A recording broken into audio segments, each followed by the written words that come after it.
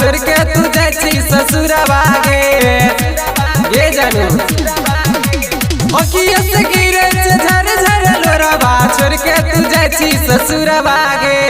पगला के भेष में मिलबो गे रानी ए भी तू जाबू नहीं हरवा गे पगला के भेष में मिलबो गे रानी ए भी तू जाबू नहीं हरवा गे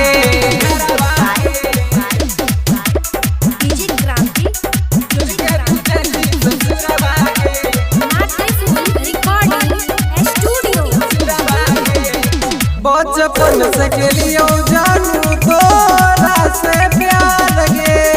तब किया करे छी तू आबोई नकार गे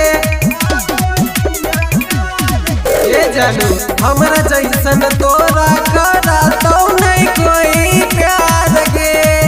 सोचल सपना तू अकेला ही बेकार गे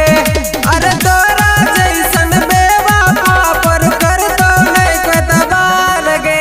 पगला के भेष में मिलबो गे रानी ए भी तू जाबू नहीं हरवा गे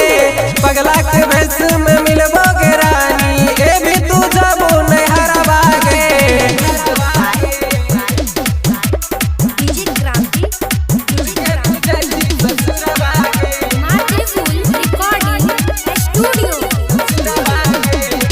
सुबोध साजन के तू बनेली भातार गे हमरा पागल बने के तू गेला ही ससुराल गे ये सोना देला ही जे हमारा तू बड़ा का जखम गे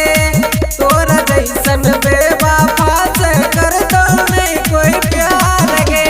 विपिन सम्राट को है सबके करी नहीं कोई प्यार हो पगला के भेष में मिलबो गे रानी ए भी तू जाबू नहीं हरवा गे पगला के भेष